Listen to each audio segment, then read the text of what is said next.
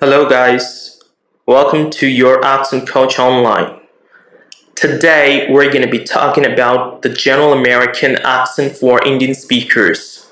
Especially, I'm going to focus and dig deeper into the insights of the issues faced by especially speakers of Bengali as their first language, mother tongue. Now, first we get to know about what exactly is the general American accent of English language. Well, the general American accent is also known to be the neutral sounding American English accent, or can also be said as American English with no accent. It's basically the non-regional American English accent, which means that other people can't actually reckon or tell which part of the country, the United States of America, you actually belong to. People generally don't tend to associate this accent with any particular part or region of the United States. This generally happens when you listen to American news media such as CNN, NBC News, and maybe other news channels, and also such as English Hollywood movies. If you're having a no accent type American English accent, then you will have no as such difficulty or problems while settling in any region of the United States wherever you want to. Anyways, let's move on to understand what it actually seems to be the case for Bengali speakers while speaking English with this particular accent. Now, the presence of Bengali mother tongue influence is one such key factor which primarily affects the overall speech patterns of the English language when spoken by Bengalis. It is influenced by the flat sounding of the placement as corresponding to the Bengali language voice placement. We've been basically taught since our childhood about the so-called, quote, proper and clear pronunciation of each and every word of the spoken sentences in English. That is, we're always being told as a child that learn to pronounce each of the letters of the word and sentences correctly with neat pauses in between conversation or essay or a passage. Well, that is true.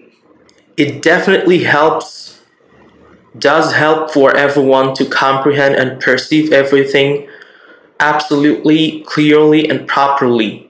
But what if you speak the same way to a native English speaker? For them, it actually sounds fake and artificial and might not be perceived as proper. In a nutshell, it's not actually the way how we Indians speak the English language. Well, English is a stress-timed language with various kinds of intonation, ups and downs. While the way we speak English with breaking each of the words individually in a spoken sentence, part of a conversation or paragraph in the text forms is not the actual way. What I'm gonna tell you here in this context is actually gonna shock you. That is, what you have learned through the conventional and traditional Indian way of speaking English being taught in the schools goes absolutely against what I'm gonna tell you now at this juncture. Never speak word by word. This is the first and foremost rule which you ought to put ingrained into your brain. English is not actually spoken in the way how as we speak. There is something called elision and assimilation. These terms and rules are often outweighed and overlooked by our education curriculum in books for our schools and colleges as being the integral part of the accent training process.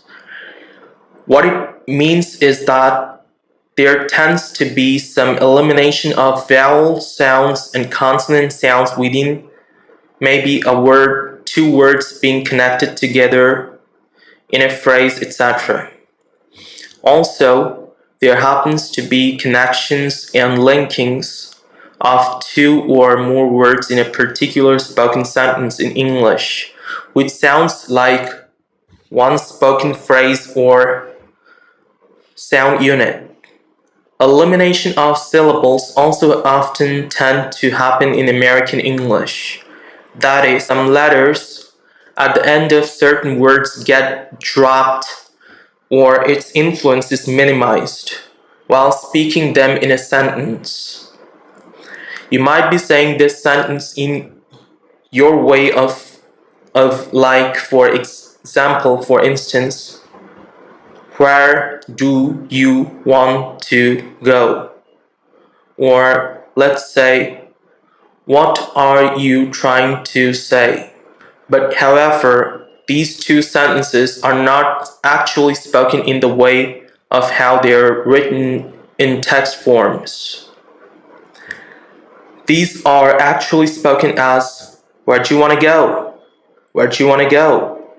And the next sentence is spoken as, what are you trying to say? What are you trying to say? Similarly, don't you becomes don't you.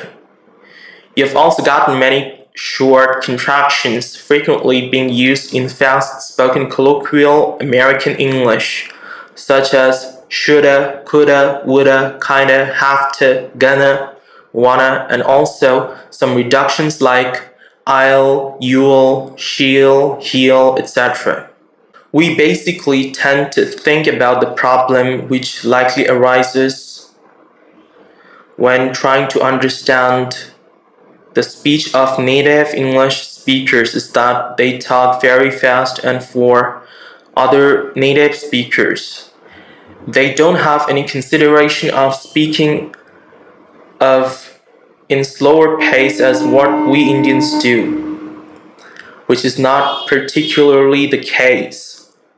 Contrary to the actual case, rather, we ourselves don't follow the actual rules of English as what we are only delving into learning just the grammar, cramming of the grammar rules, tenses, vocabularies, etc.